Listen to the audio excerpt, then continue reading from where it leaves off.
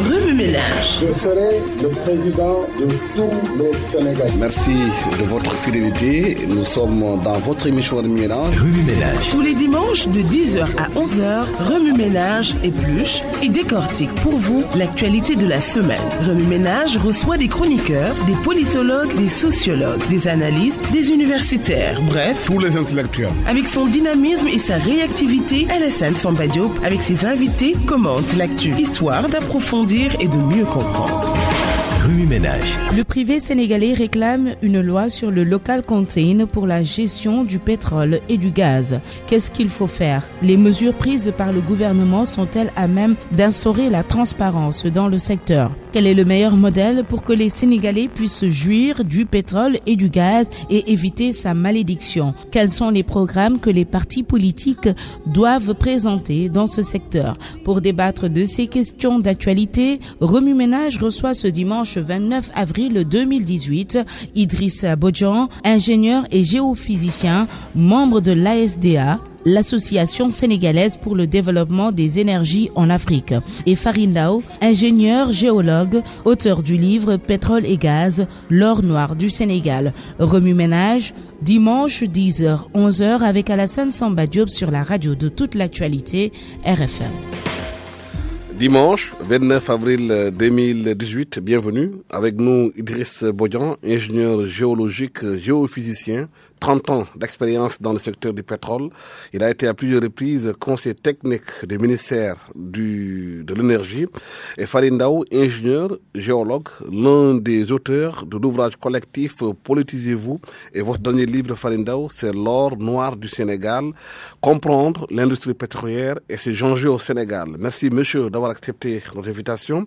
Vous le savez, depuis quelques années, on ne parle que du pétrole et du gaz au Sénégal. Le débat des fois très enflammé et très polémiste ici dans ce pays. Aujourd'hui, nous vous invitons pour comprendre davantage ces questions qui ne sont pas à la portée de tout profane.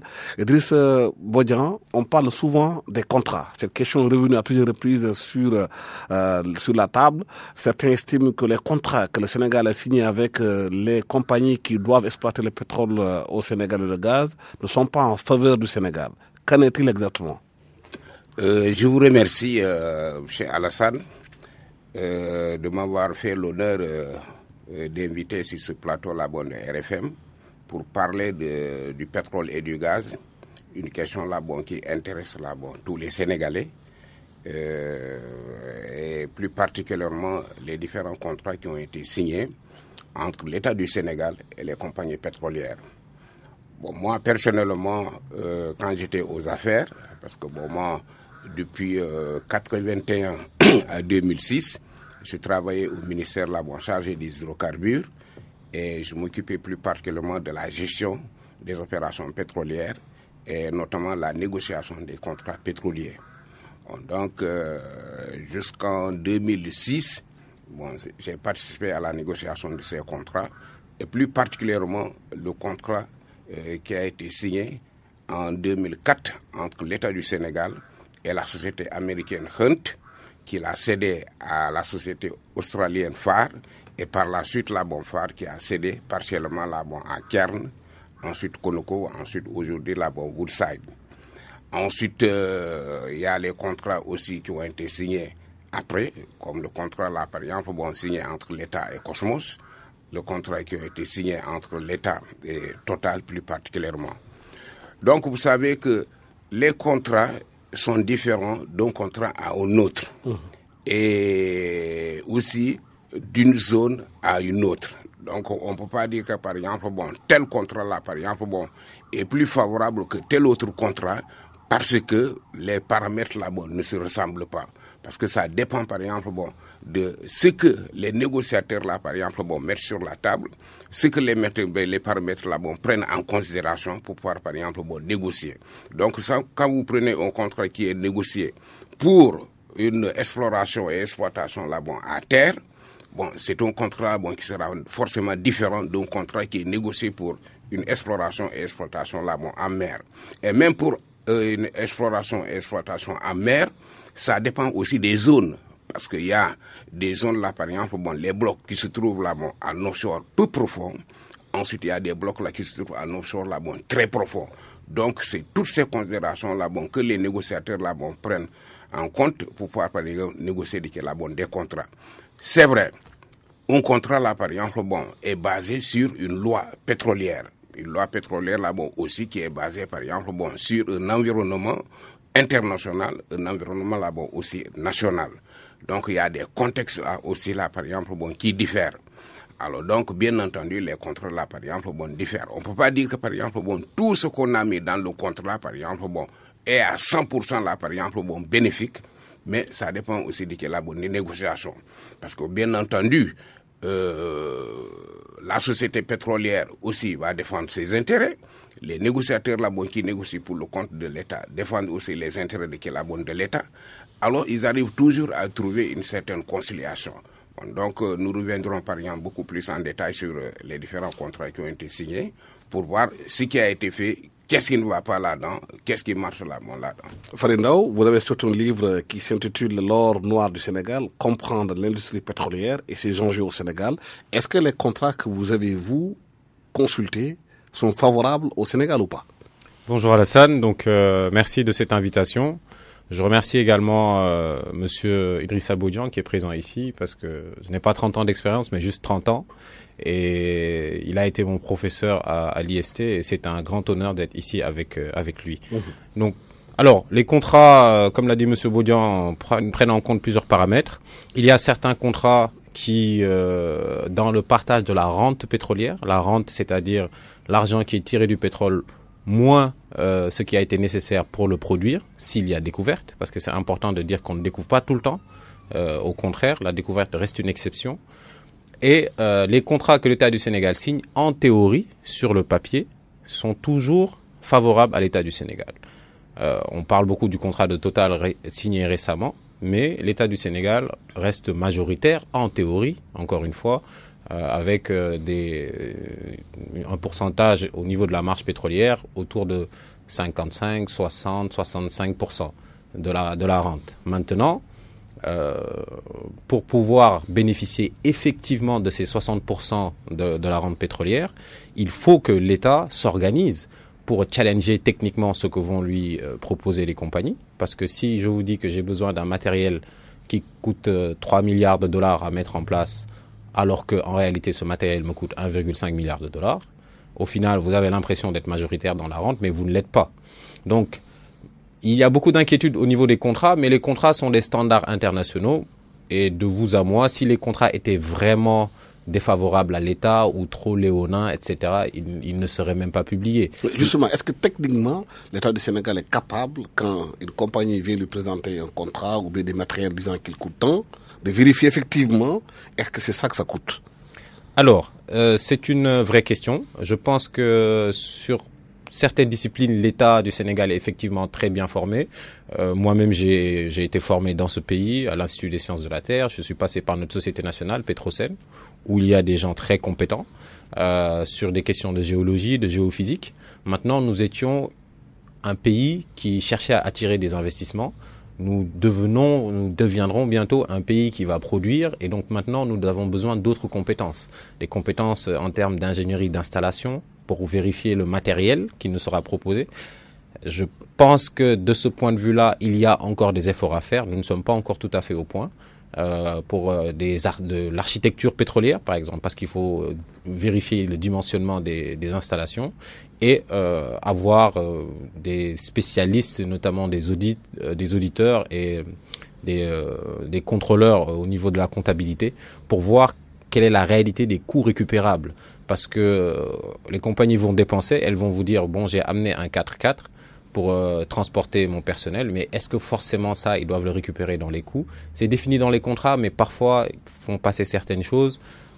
C'est de bonne guerre, et donc il faut qu'on se renforce. Je pense que l'État du Sénégal, même s'il y a certaines compétences, devra forcément se renforcer pour pouvoir bénéficier effectivement de la rente. Mais en théorie, encore une fois, sur les contrats qui sont signés, l'État reste majoritaire, et il faut mieux s'organiser, ça c'est sûr. Oui. Monsieur Bodian, la polémique au Sénégal aujourd'hui, qui a tenu en haleine le pays, c'était le contrat de Petro-Tim. On a parlé de Petro-Tim, les conditions dans lesquelles cette société a acquis des contrats au Sénégal. Certains politiciens comme M. Sonko avaient même dit que l'État a beaucoup perdu d'argent dans le cadre de la fiscalité. Le droit de préemption, comme les gens le disaient. Les Sénégalais ne comprennent pas. Est-ce que vous pouvez nous expliquer davantage c'est quoi cette affaire? Oui, je vous remercie. Je crois que le problème, c'est au niveau de la cession. D'abord, qu'est-ce qui s'est passé? La cession, c'est la vente. Non, c'est pas la vente. Oui, c'est-à-dire que aujourd'hui, je suis titulaire d'un contrat à 100%. Donc, je peux céder partiellement ou bien totalement mes droits et obligations. C'est pas mes parts sur le capital de ma société, mais c'est mes parts sur lesquelles les droits et obligations afférents au contrat. Donc pour un bloc donné, donc je cède partiellement ou totalement mes parts. Alors au niveau de la loi, pour le moment comme ça se fait dans d'autres pays, les cessions là par exemple sont taxables, mais au niveau du code pétrolier de 98 en vigueur, les taxes là les cessions ne sont pas taxables. Est-ce que ce contrat avait été signé sous le coup de cette loi pétrolière de 98 ou pas? Effectivement, le contrat là est signé dans le cadre de la loi de 1998 qui est actuellement là en vigueur. Donc cette loi là ne prévoit pas une taxe là sur les cessions d'intérêts et obligations là résultant par exemple d'un contrat donné. Donc, bien entendu, quand Petro-Tim va céder partiellement ses droits et obligations à Cosmos, à une autre société, bien entendu, entre ces deux sociétés-là, il y a un protocole là qui est signé entre ces deux sociétés et les conditions là, par exemple, de cession.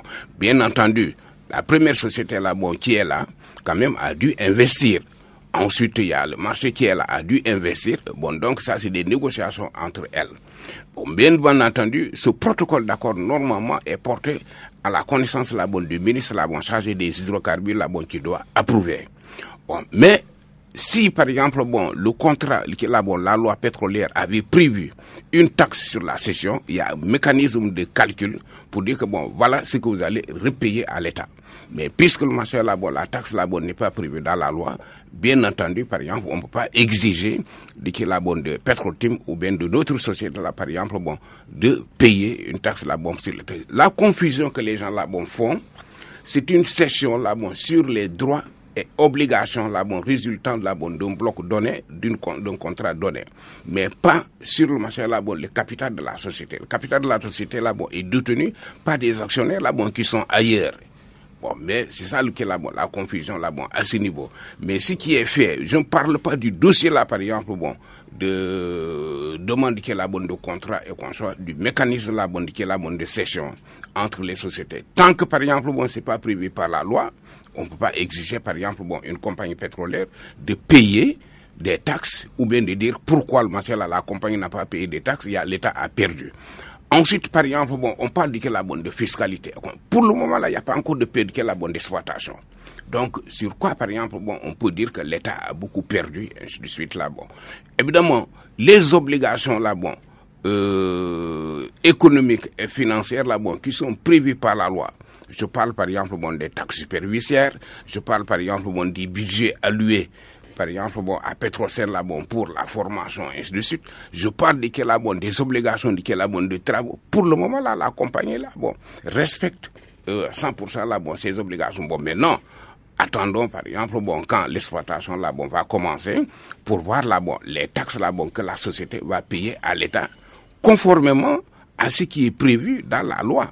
Mais tant que c'est pas prévu dans la loi, on peut pas quand même accuser une compagnie pétrolière, ou bien dire que l'État est en train de perdre par exemple, parce que il n'y a pas de taxes ou bien les droits de cession n'ont pas été payés. Faridou, est-ce que c'est la même logique qu'a subi le contrat de Total tout récemment? Ce n'est pas exactement la même chose. Total est arrivé dans un bloc qui avait été retiré à African Petroleum, compagnie d'ailleurs qui est détenue majoritairement par monsieur Franck Timis, qui aussi était le propriétaire de Timis Corp. qui a cédé ses droits à Cosmos. Juste pour revenir un peu sur l'affaire Petro-Tim avant d'enchaîner sur ça, je pense que ce qui a le plus inquiété les Sénégalais, c'est que cette compagnie a été représentée par Monsieur Aliou Sall, qui était le frère du président de la République. Et ça, effectivement, je pense que pour un pays qui est un exemple, on va dire, au niveau de la démocratie, même si on a nos faiblesses internes et nos propres tares, je pense qu'en termes de transparence sur cette question-là, où nous allons aussi devenir un pays producteur, il y a, à mon avis, certains potentiels conflits d'intérêts à éviter. Et donc, plus largement, au-delà de l'affaire Petro-Tim, moi, je propose de légiférer sur la question de la parenté, parce que dans toutes les grandes sociétés du monde, aux Nations Unies, y compris à Total ou ailleurs, vous ne pouvez pas signer ou recruter votre frère ou autre.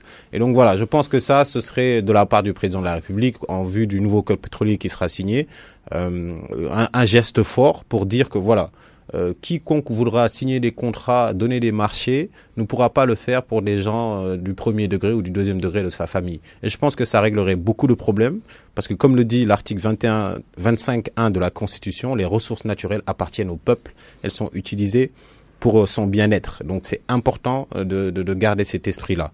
Après, sur les cessions de taxes, oui, ce qui a été dit effectivement par Monsieur Bodian est vrai. Et en fait, on a peut-être confondu les engagements de travaux avec un article de Reuters qui était sorti qui disait que Cosmos vient pour 400 millions de dollars. Mais oui, 400 millions de dollars. Mais en fait, c'était 400 millions de dollars d'engagement de travaux. Ils disaient qu'on s'engagera à faire jusqu'à 400 millions de dollars. Ils n'ont pas payé 400 millions de dollars. Moi, j'ai parcouru les comptes de Cosmos, je n'ai pas vu ça, et Cosmos a fait un communiqué en disant qu'ils n'ont pas payé ça. Donc voilà, tant qu'on ne voit pas ça dans des états financiers, pour moi, on ne peut pas réclamer des taxes. Ça, c'est un petit désaccord que j'ai avec Ousmane Sonko, et j'ai beaucoup de respect pour cet homme. Pour le reste, sur le contrat de Total, je dirais que Total est venu, c'est une compagnie major, et elle vient pour faire de l'exploration, pour chercher. Donc dans une zone Rufisque Deep Offshore qui est un peu au large de Sangomar. Et pour l'instant, Total n'a cédé à personne. Total, comme l'exige la loi, est dans une joint venture, donc dans une association avec Petrosen, et est chargé de mener des opérations. Mais encore une fois, pour moi, le challenge véritable, c'est que nos ingénieurs à nous, notre compagnie nationale, soient renforcés en termes de capacité technique, pour pouvoir jouer pleinement son rôle de contrôle de l'État, et qu'également, au niveau de notre administration, la direction des hydrocarbures notamment, qui doit être également renforcée pour pouvoir jouer ce rôle de contrôle indépendant. Parce que Petrosen, aujourd'hui, joue ce rôle de contrôle. Effectivement, nous n'étions pas un pays pétrolier, mais nous allons vers ça. Donc pour moi, même pour demain pouvoir contrôler et Total et Petrosen, il faudrait qu'on renforce notre direction des hydrocarbures. C'est ce qui arrive par exemple en Norvège avec la direction des hydrocarbures norvégienne. Donc bon, pour l'instant Total cherche, ne produit pas encore, et on verra ce qu'il en est. On a signé un contrat avec eux où théoriquement on est majoritaire. Maintenant, il faudra pouvoir challenger, en cas de découverte, les plans de développement qu'ils vont proposer et pouvoir surveiller effectivement les opérations pétrolières. Le vrai challenge est là-bas. Si les contrats étaient problématiques, ils ne seraient pas publiés. Oui, je voudrais préciser une chose là-bas, parce que le cas de Aliou Sall, ensuite le cas du contrat de Total, a fait couler beaucoup d'encre. Bon, pour ce qui concerne le cas là-bas de Aliou Sall là-bas n'a commis aucun mal. Dans les années 80, les premiers contrats que nous signions, que nous avions négociés avec les compagnies pétrolières, il n'est pas exigé à une compagnie pétrolière d'ouvrir un bureau ici au Sénégal. Ensuite, de prendre là, par exemple, un représentant là, local. C'est après qu'on s'est battu pour inscrire ça dans les contrats, pour dire que, effectivement, si une compagnie pétrolière est titulaire d'un contrat et vient opérer ici au Sénégal, forcément, elle doit ouvrir un bureau, et que ce bureau-là, par exemple, doit être géré par un Sénégalais. Et ça, c'est dans ce cadre-là que Aliou Sall a été pris par Timis pour gérer le bureau-là, par exemple, que Timis a ouvert ici au Sénégal. À cette époque, bien entendu, son frère là-bas n'était pas encore le président. Bon, c'est après que son frère là-bas, bien entendu, là-bas, comme moi, comme tout un Sénégalais, recherche, par exemple, du travail. Si une compagnie, par exemple, pétrolière, là-bas, te propose à être son représentant au niveau du Kélabon du Sénégal, eh bien, vous négociez là-bas un contrat. Ensuite, là, par exemple, la compagnie va te payer, par exemple, un salaire, etc., etc. Oui, mais Faridov propose aujourd'hui que dans la nouvelle loi, oui, qu'il soit instauré qu'il n'y ait pas de parenté directe dans la gestion de ces ressources qui appartiennent à tous les Sénégalais. Quelle loi? Il propose que dans la prochaine loi sur le code pétrolier, qu'il soit introduit une clause qui fait que quand on est président, on ne peut pas faire travailler son frère. Oui, cette loi-là n'est pas encore promulguée. Tant que cette loi-là n'est pas encore promulguée, la loi en vigueur, là, c'est la loi de 1998.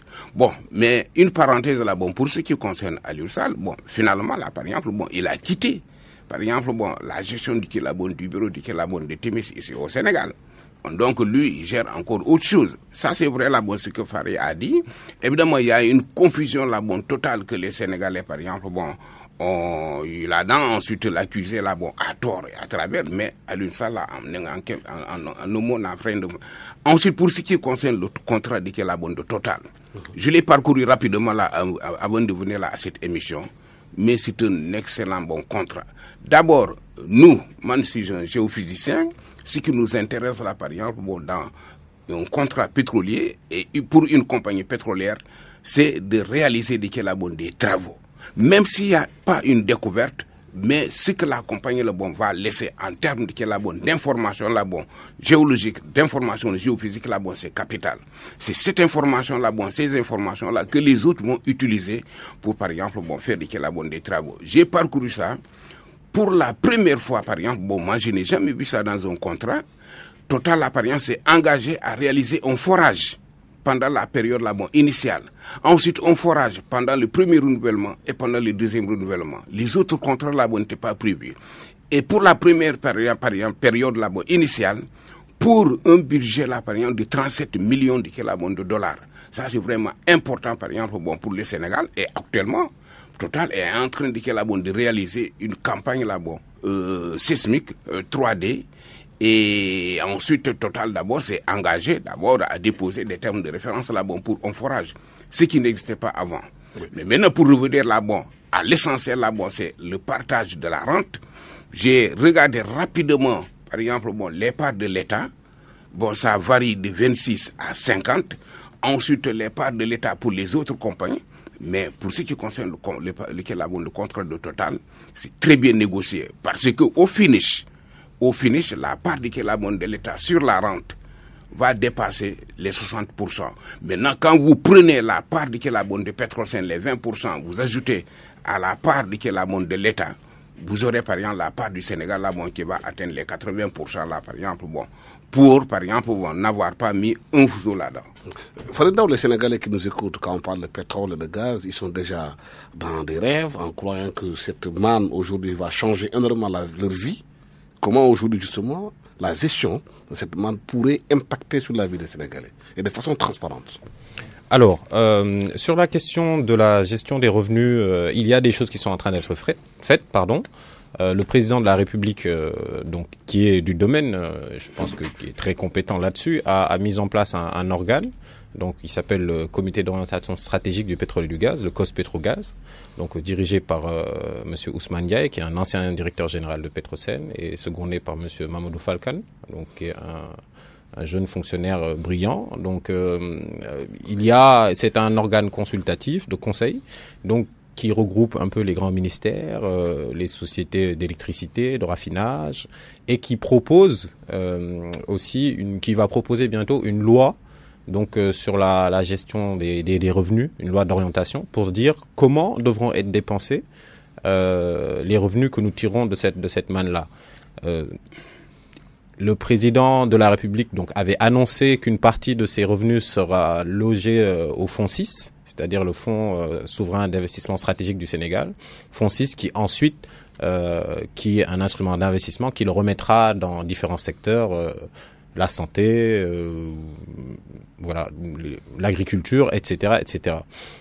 Il y a également le principal défi, ce sera de prendre ces revenus qui iront au niveau du trésor public et de les remettre dans des politiques publiques qui sont vraiment importantes pour le pays. Je pense qu'aujourd'hui, on voit un peu ce qui se passe dans le secteur de la santé avec un plateau médical qui gagnerait vraiment à être relevé.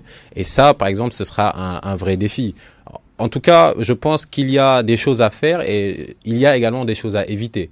Les choses à éviter, moi, c'est une position que j'ai et inspirée des meilleures pratiques dans le monde, c'est que il ne faudrait pas, par exemple, subventionner l'essence pour dire que on a du pétrole, allez rouler jeunesse. Non, il faudrait faire attention à ne pas gaspiller ces ressources qui, par définition, sont épuisables et qu'on les investisse donc sur le long terme. Et un des moyens également de l'investir sur le long terme, c'est non pas de faire également là des infrastructures extravagantes, parce que le Tchad se mord les doigts d'avoir fait ça, et aujourd'hui ils sont dans d'énormes difficultés. Ce serait plutôt, par exemple pour moi, d'investir dans les PME, PMI, dans l'agriculture et la transformation agroalimentaire. Parce que même symboliquement, le pétrole, ce n'est rien d'autre que de l'énergie solaire qui est captée par des végétaux, ensuite transformée par la chaleur interne de la terre pour donner ce liquide précieux-là. Mais donc, ce serait symboliquement très fort de réinvestir cette manne de revenus issus du soleil emprisonné sous la terre, de remettre ça dans des végétaux qui, eux, vont pousser grâce au soleil et qu'on puisse soutenir toute une petite transformation dans notre pays. Enfin, il y a également la question de ce que j'appelle l'indépendance thérapeutique du pays. Aujourd'hui, au Sénégal, nous importons 95% de nos médicaments modernes. Or, l'industrie pétrochimique permet de transformer le pétrole, en tout cas des dérivés du pétrole, en médicaments. Et ça, ce serait par exemple une grande avancée que nous produisions nos médicaments ici au Sénégal. Il y a déjà une tradition de recherche et ça pourrait être fait. Enfin, il faudrait essayer d'utiliser ces revenus pour moi, pour l'éducation également. Et c'est important de permettre aux jeunes Sénégalais, donc en ce qui concerne non seulement le pétrole, mais également les énergies renouvelables, qui sont la question fondamentale pour l'avenir, de pouvoir se former dans ces domaines-là et plus largement d'investir dans l'éducation, parce que demain, ces ressources ne seront plus là. Il est important que les Sénégalais aient ça à l'esprit. Donc voilà, cette gestion de revenus, elle dépend de politiques publiques, d'une loi d'orientation qui va être bientôt sortie, mais également, et ça on va en parler peut-être, la question du contenu local, comment les entreprises sénégalaises pourront capter une partie des contrats de service autour de cette industrie. Justement, vu que beaucoup de Sénégalais sont intéressés par le pétrole et le gaz, parce que c'est nouveau peut-être dans l'espace public sénégalais, espace économique, est-ce que la démarche aurait été de créer Cospetrogaz ou bien aurait été de faire une démarche comme les assises nationales, aller dans tous les recoins du Sénégal, recueillir les avis des Sénégalais par rapport à cette manne pour créer une loi? Alors, les deux méthodes se valent, c'est-à-dire qu'on a aujourd'hui un comité d'orientation stratégique. Effectivement, on ne peut pas faire de la stratégie à plusieurs millions de personnes. Il faut forcément qu'il y ait un lead. Donc, la création de l'organe en elle-même, est une bonne chose. Maintenant, il faudrait que peut-être ouvrir cet organe qui soit un peu plus inclusif, qu'il communique un peu plus. Et comme j'ai l'habitude de le dire, même si je suis un technique, le pétrole est une industrie à haute intensité technique, mais il n'est pas qu'une affaire de techniciens. Le pétrole n'appartient pas aux techniciens. Le pétrole est une question politique, est une question nationale. Donc, le Cospetrogaz pourrait peut-être être ouvert aux différentes sensibilités politiques du pays, parce qu'il y a un représentant de l'Assemblée nationale au sein de l'organe consultatif. Moi, je pense qu'il faudrait l'ouvrir aux représentants de chaque groupe parlementaire, parce qu'il ne faut pas oublier que demain, peut-être, le régime actuel ne sera plus là, mais les choix politiques qui seront faits par le régime actuel vont se répercuter sur le pays pendant 30 ans, 40 ans. Et il faudrait que ces choix politiques, justement, soient les plus inclusifs possibles, qu'on prenne en compte les sensibilités de tout un chacun et qu'il y ait un consensus. Il est bien qu'il y ait eu un débat national, peut-être polémiste, mais aujourd'hui, moi, je pense qu'il faut un consensus fort, parce qu'on cite souvent la Norvège comme étant un exemple, mais l'une des forces de la Norvège, c'est un consensus politique qu'il y a eu sur la gestion de ces revenus-là. Et il faut également, consulter les gens pour leur dire, qu'est-ce que vous voulez que ces revenus, à quoi vous voulez que ces revenus servent. et les entendre. Mais il y aura donc cette loi d'orientation qui sera proposée, qui ira à l'Assemblée nationale. Et ensuite, il y aura un débat national autour de ces questions. Et de ce point de vue-là, je pense qu'il y a déjà la société civile qui fait un travail remarquable. Et c'est intéressant. Modestement, d'autres personnes comme l'ASDA, dont est membre M. Bodian, ou moi j'ai écrit ce livre-là, voilà, pour proposer en tout cas des orientations, des lois, et notamment un accès décentralisé à la rente, parce qu'il est important qu'une partie aille directement dans les communautés et pas au niveau de l'État central. Oui, le contenu local a été évoqué récemment par rapport à comment la société civile, comment les privés sénégalais pourraient être impliqués dans la gestion et dans les orientations concernant le pétrole. Qu'est-ce que les privés sénégalais proposent dans ce sens-là? Oui, avant de parler du contenu local, je voudrais rapidement parler de la loi d'orientation COS-Petrogaz est en train d'élaborer. Évidemment, COS-Petrogaz, c'est un organe consultatif que le président de la République a voulu mettre en place pour le conseiller, par exemple, sur des dossiers qui concernent le pétrole. Le connaissant, parce que moi j'ai été son conseiller technique quand il fut ministre d'État, ministre de l'énergie, de l'hydraulique et des mines. Ensuite, j'ai beaucoup travaillé avec lui quand il était à Petrosen. Lui, une fois par exemple, les textes élaborés, il voudrait par exemple qu'il y ait un consensus sur des questions qui intéressent tous les Sénégalais avant la promulgation de cette loi. Cette loi, bien entendu, par exemple, à l'instar des pays comme la Norvège, des pays comme le Ghana, va réellement, par exemple, parler de l'utilisation du de pétrole, des revenus issus de l'exploitation de ce pétrole. Et un des points saillants, et ça, il a toujours parlé, c'est d'inscrire là, par exemple, un certain pourcentage là, pour les générations là, futures. Ça, c'est très important. Et là, en ce moment, là, attendons, disons que COS-Petrogaz là, sorte un texte, et ce texte-là sera diffusé. Ensuite, il y aura des contributions là, au niveau de la société civile. Les experts là, vont se prononcer là-dessus avant d'aller à l'Assemblée, encore qui représentent là, par exemple, le peuple. Ce que vous avez dit tout à l'heure, les Sénégalais qui habitent là, au fin fond, par exemple, du pays, n'est pas au courant de qui là, je crois que ça, c'est le rôle encore des représentants du peuple, qui sont les députés, d'aller sur le terrain là, pour expliquer ce pétrole là, qui va sortir de nos terres. Comment ce pétrole là, doit être utilisé. C'est quelque chose là, par exemple, qui va servir à améliorer les conditions là, sociales, les conditions là, économiques, les conditions là, culturelles là, par exemple, des Sénégalais. Pour revenir là, par exemple, pour parler du contenu local. Bien entendu, le code pétrolier là, actuel, même les autres codes pétroliers, l'a annoncé, c'est-à-dire que la préférence nationale, c'est-à-dire que on ne peut pas, faire venir quelqu'un de l'étranger pour faire un travail qu'un Sénégalais là, peut faire. Oui, il y a l'annonce. Il y a la réalité des faits. Non, là-dedans, encore, une loi est en train d'être élaborée pour renforcer maintenant les dispositions du contenu local. Le problème du contenu local, c'est à plusieurs niveaux.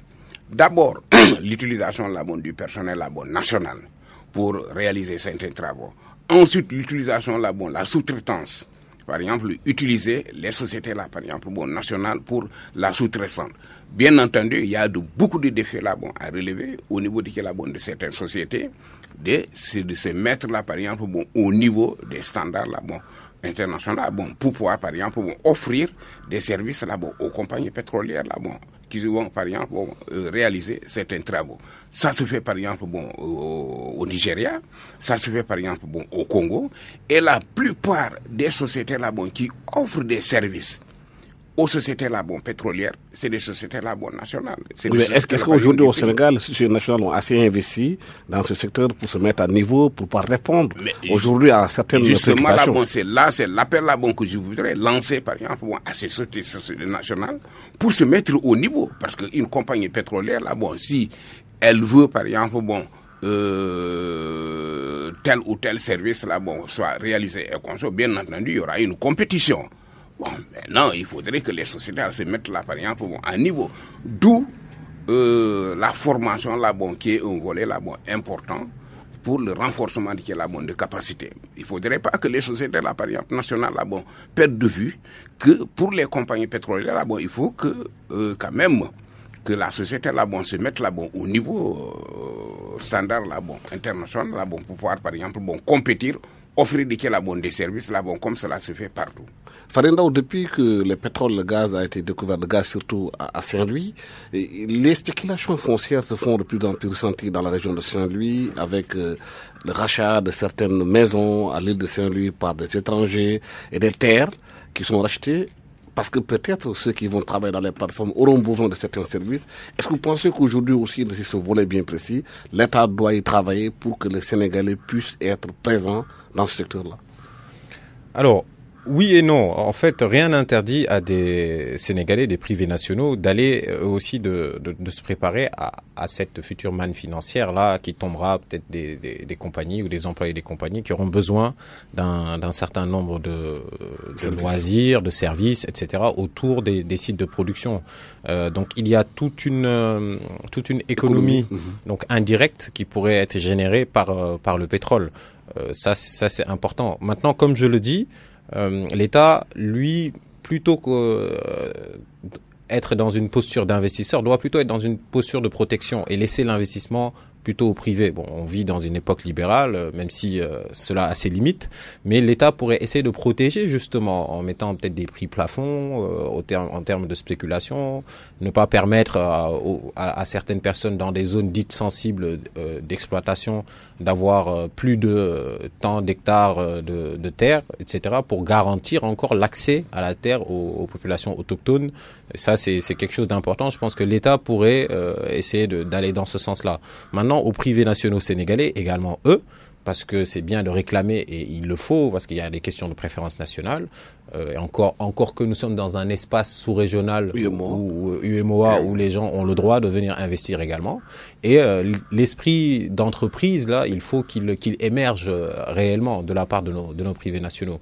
Et surtout, ce que je disais tout à l'heure, en ayant une partie des revenus qui iraient directement dans les populations, dans des activités qui sont décorrélées de l'industrie pétrolière, nous pourrions permettre à ces populations-là de bénéficier de la rente pétrolière sans forcément devoir attendre qu'il y ait légifération ou qu'il y ait impact long terme des politiques publiques. Il faudrait pousser les compagnies, pousser l'État, pousser les collectivités locales à prendre une petite partie donc des revenus pétroliers, donc qui représenterait beaucoup d'argent au volume, et à le mettre dans nos universités publiques au niveau de l'UGB, dans des lycées d'excellence, dans le soutien à l'agriculture autour de la vallée du fleuve, etc. Et là, les populations sentiraient les bénéfices de cette exploitation-là directement.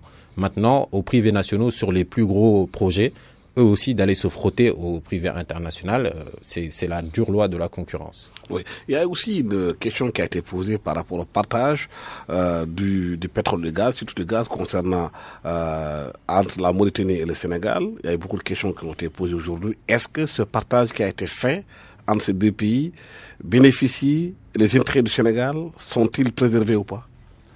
D'après ce que j'ai entendu, parce que moi personnellement, j'ai pas encore lu l'accord de partage qui est signé entre le Sénégal et la Mauritanie. Bon, mais c'est la presse qui en a parlé. Mais je connais ce type d'accord. Bon, c'est pas seulement le Sénégal et la Mauritanie qui sont les deux pays premiers à signer de tels accords. Il y a partout dans le monde là, par exemple, les pays frontaliers.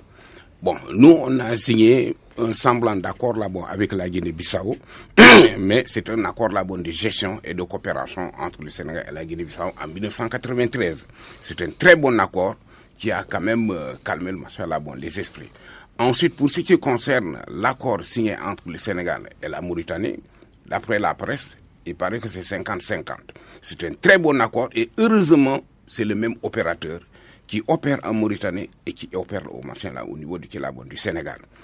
L'accord, pour le moment, fixe un cadre, les orientations dans les grandes lignes.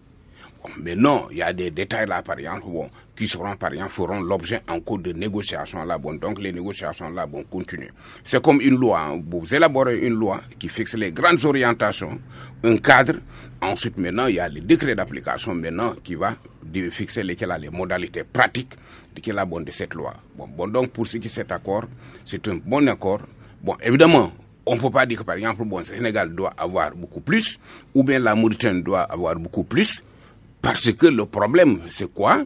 Un gisement là qui est à cheval sur une frontière, il suffit que l'autre pays fort pompe pour pomper ce qui se trouve là-bas dans d'autres pays. Donc, mieux vaut trouver un consensus, un compromis, pour que, par exemple, avoir un partage là-bas équitable. Maintenant, le président de la République, quand l'accord là, le premier accord, le draft, lui a été présenté à la présidente de la République, il a dit que, écoutez, il faut prendre un spécialiste, un juriste là, qui est spécialisé en la matière, pour regarder ce qui est là-dedans, les contours de cet accord. Et c'est ce qui a été fait. Donc, moi, je trouve que c'est un très bon accord qui a été signé. Mais non. Farid, vous partagez que c'est un très bon accord? Je n'ai pas eu accès à cet accord-là. Il sera bientôt publié, en principe. Et il me semble qu'il devra être ratifié par le Parlement, j'en suis pas sûr. Mais il paraît qu'on est dans du 50-50 parce qu'effectivement, si vous avez un gisement qui est à cheval de la frontière, la nature ne connaît pas les frontières que nous fixons. Et comme c'est un fluide, donc si vous pompez d'un côté, ça va majoritairement de l'autre. Je pense que c'est une question de raison. Maintenant, il y a des contraintes également géopolitiques. Le Sénégal et la Mauritanie ont eu des relations un peu difficiles par le passé. Je pense qu'il y a une rencontre début 2018 qui a permis un peu d'apaiser les choses. Il faut continuer à aller dans ce sens parce que les Mauritaniens, comme les Gambiens demain, on peut très bien découvrir un gisement à la frontière sénégalo-gambienne. Et il faut en tout cas essayer d'avoir cette diplomatie sous-régionale très forte. Il me semble que des choses sont faites dans ce sens-là et il faut continuer. Donc l'accord, d'après ce que j'en entends, est un accord équitable. Avec, comme le dit M. Bodian, le soutien d'un opérateur qui est de part et d'autre et qui joue un rôle également de facilitateur. Ouais, dans 10 mois, on va vers l'élection présidentielle, on entend les partis politiques parler, être sur le géopolitique. Mais est-ce que vous pensez que les partis politiques doivent élaborer un programme justement de gestion de cette manne pétrolière? Parce qu'on les entend rarement parler de cette question-là, surtout sur le plan polémique, mais pas sur des propositions. Oui, effectivement, je pense que les partis politiques devraient se prononcer et plutôt concourir à l'élaboration des futures lois, parce que dans 10 mois également, on va aller peut-être vers ce qu'on appelle des décisions finales d'investissement, FID en anglais, et ce sont ces décisions finales d'investissement qui vont fixer, entre guillemets, les coûts, la part de la rente de chacun, encore plus en détail que dans les contrats. Donc dès à présent, il faudrait que des propositions émanent de ces partis-là. D'ailleurs, moi, j'ai pris l'initiative sur moi d'aller distribuer mon livre aux gens, qu'ils soient du régime en place ou de l'opposition, pour dire justement qu'il faut qu'on ait ce consensus-là et qu'il faut que nous travaillions à proposer des choses dès à présent. Maintenant, effectivement, si nous changeons de régime, il peut y avoir des ajustements, mais beaucoup de choses sont en train d'être fixées, comme beaucoup de choses avaient été fixées partiellement dans les contrats, et c'est dès à présent qu'on doit entendre donc une voix de proposition. Je pense que les Sénégalais ont eu leur attention assez attirée par la polémique qu'il y a eu autour. Maintenant, nous devons aller vers plus de propositions, plus de responsabilités. Et j'espère en tout cas... Est-ce que cela peut se faire dans un climat où il n'y a pas de dialogue justement entre les partis politiques et le pouvoir d'opposition, où on ne parle pas, où il n'y a pas de débat? Je pense qu'il y a, pour ceux qui sont engagés en politique, en tout cas, il y a des questions de grandeur. Et sur ce sujet-là, encore une fois, la constitution de notre pays dit que ces ressources naturelles appartiennent au peuple. Et si ces partis se battent pour le peuple, qu'ils soient du pouvoir ou de l'opposition, ils doivent être capables en tout cas, sur cette question particulière qui engage le pays pour les 30-40 prochaines années, où il y aura des revenus de plusieurs centaines de milliards cumulés sur plusieurs gisements et qui pourraient peut-être même atteindre le millier de milliards, c'est-à-dire un tiers de notre budget éventuellement, ce n'est pas encore sûr. Je pense qu'il y a une question de dépassement et de dépassionnement à faire ici. Et il faut absolument qu'il y ait un discours, à mon avis, qui est plus apaisé sur cette question et des propositions qui émanent de part et d'autre. C'est pour ça que je dis que l'organe un peu d'orientation stratégique devrait recueillir des avis divers et variés, y compris aussi de la société civile, pour qu'on aille vers une gestion apaisée de ces ressources-là. Monsieur Bodian, sur cette question avec les partis politiques par rapport au programme qu'ils doivent présenter dans la gestion de cette manne, on a vu que dans d'autres pays, les gens parlent de malédiction. Au fond, certains pensent que c'est pas une question de malédiction, c'est une question de leadership et de gestion et de décision. Exactement, ce que vous venez de dire là, vous avez parfaitement raison.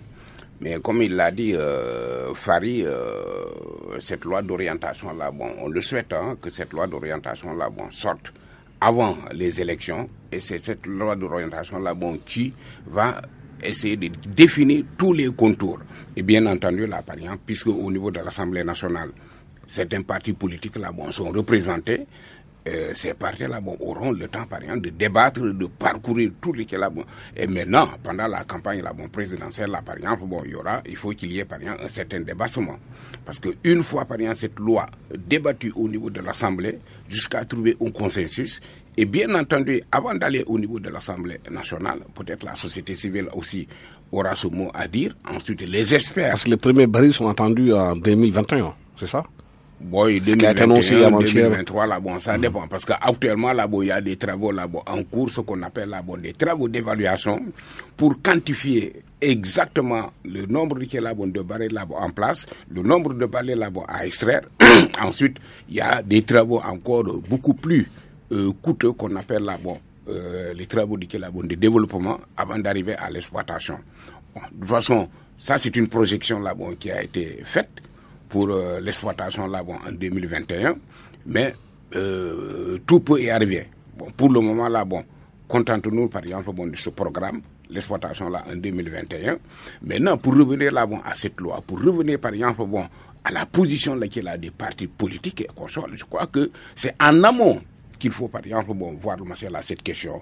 Quand la loi, par exemple, leur sera soumise au niveau de l'Assemblée, qu'il faut discuter de ça. Mais non, pendant la campagne présidentielle, là, chacun aura ce mot à dire et qu'on soit à tort et à raison. Mais toujours est-il qu'il faut quand même qu'il y ait un certain dépassement, parce que les ressources, là, par exemple, naturelles, là, qui sont dans le sous-sol, nous appartiennent tous.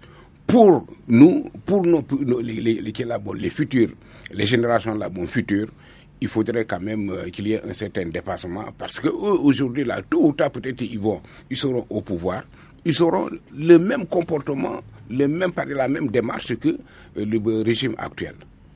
Farindao, le Sénégal est frappé par un chômage très important chez les jeunes.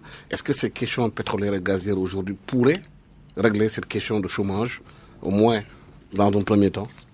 Alors, moi, je crois beaucoup plus dans l'investissement dans des secteurs supports de l'économie, c'est-à-dire dans l'éducation, dans la santé et éventuellement dans les PME-PMI qui sont dans la transformation agroalimentaire et dans l'agriculture, qui est justement un secteur à haute intensité de main-d'œuvre. C'est pour ça que je dis PME-PMI, pour pas qu'on aille vers de la grosse industrialisation, parce que l'industrialisation est par définition l'augmentation des rendements grâce à la technique. Donc, on essaie de minimiser les coûts humains. Or, moi, je pense qu'il faut essayer de réinvestir une partie de l'argent dans les PME-PMI et le Fonds 6 peut servir également à ça. La question du chômage, on pourrait, par exemple, comme beaucoup d'États l'ont fait, et je pense qu'ils s'en sont mordus les doigts, de dire on va augmenter les bourses familiales, les bourses des étudiants, on va les redistribuer à tort et à travers, mais on va passer par un pic de production, donc un pic de revenus. Nos revenus vont devenir de plus en plus faibles dans le futur, même s'il y aura éventuellement d'autres découvertes. Mais pour moi, il faudrait réinvestir dans l'économie réelle et créer justement une dynamique auto-entretenue qui pourra demain générer de l'emploi. Mais l'État même, je pense que au départ, ce qu'il doit, entre guillemets, aux Sénégalais, c'est de bien les éduquer, de bien les soigner, pour que demain, eux, ils aient les ressources intellectuelles et physiques pour pouvoir entreprendre. Donc, ça, cela relève du domaine des politiques publiques. Il y a une partie de l'argent qui sera réinvesti, donc qui pourrait peut-être soutenir fiscalement les jeunes entreprises, donner des congés fiscaux aux entreprises qui naissent, peut-être un congé fiscal de 2 ans ou 3 ans, comme cela se fait dans d'autres pays. Et ça peut aider à booster un peu l'économie. Parce que l'idée, c'est ça. Encore une fois, j'insiste, il faudrait que dès à présent, nous ayons à l'esprit que nous n'aurons pas ces ressources de manière éternelle. Ce sont des ressources qui sont épuisables et donc il faudrait utiliser ces revenus comme un booster pour pouvoir se passer justement de ces ressources-là. Et ça, c'est l'éducation, la santé et éventuellement des PME, PMI. Point final à la Remue-Ménage. Merci infiniment à mes invités. Nous avons fait cette émission pour comprendre pour entreprendre.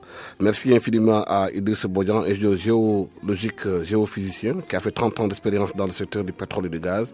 Merci à Farindao, ingénieur géologue, qui est l'un des auteurs de l'ouvrage collectif Politisez-vous et qui a sorti un dernier livre qui s'appelle L'or noir du Sénégal, comprendre l'industrie pétrolière et ses enjeux au Sénégal. À la technique, Abdoulaye Diop, micro Alassane Sambo Diop. Excellent dimanche à tous.